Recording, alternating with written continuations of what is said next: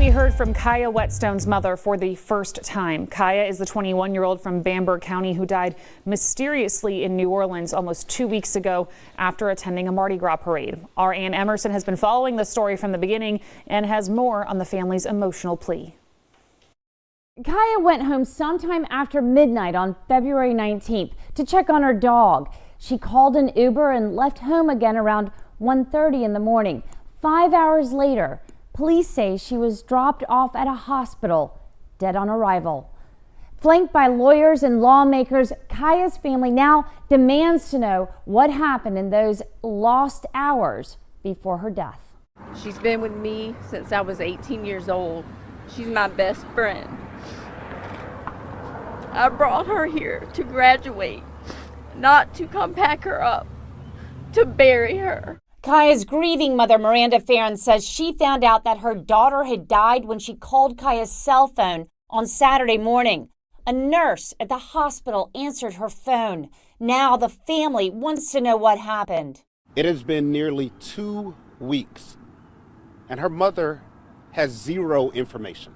No more information from the police, according to the family's lawyers. No information from the hospital about the cause of death, and no information from Uber about the name, background, or route taken by the driver. Attorney Justin Bamberg is representing Ciaya's family. He says a witness overheard the driver ask Ciaya if she liked to party as she got in his car. Is it solid policy for an Uber driver to pick up a drunk 21-year-old college student, and then do you like to party? Do you want to have a good time? Right. No, it's not. For 2 weeks they have had to suffer. They don't know if she was sexually assaulted. They don't know if she was drugged.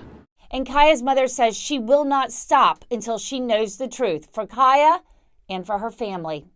She is a precious angel, and I will not rest. She's mine, and I owe her the rest of my life.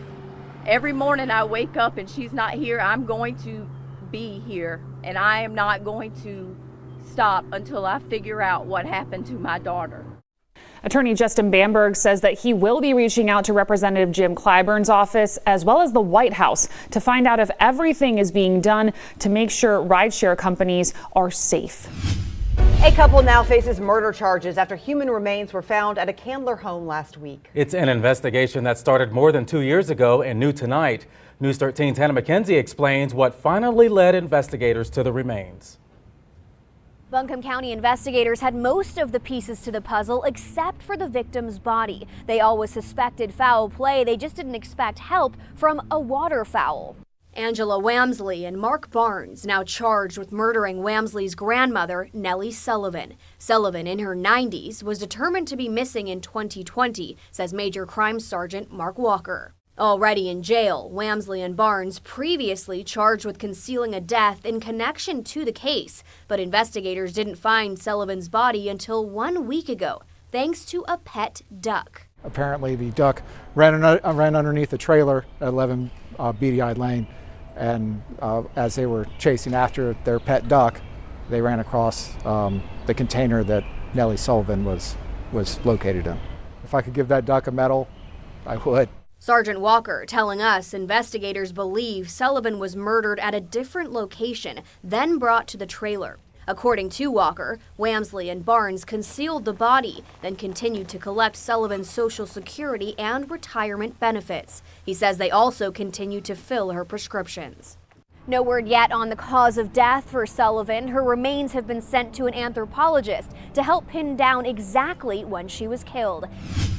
And first tonight at 6, it's a tiring situation for Berkeley County drivers. Dozens of people reporting finding screws in their tires after driving on 52 into Moncks Corner, leaving them with thousands of dollars worth of damage. Got to be a nightmare situation right there. Floriana Boardman is working for you to find out why this may be happening.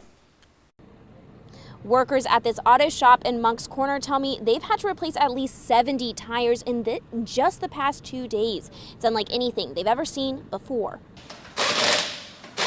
The staff at Mavis Tires and Brakes is used to replacing tires. For the past 2 days, they've been working well into the night. And when the first guy came in, he says, I got a couple nails in my tire. So I went and looked, and I was like, yeah, you got 6 in this one, you got 3 in that one, you had 4 in another one. I said, no, I can't fix them because it's too many.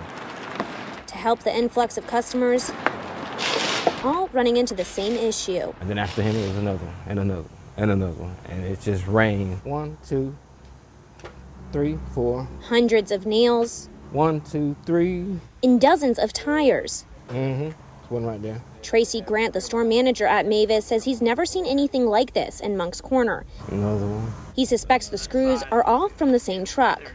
I'm thinking somebody dropped a bucket or 2 of the screws because they're all the same. This is brand new now. Hope Englehart has had to replace 2 tires just in the past week due to this very issue.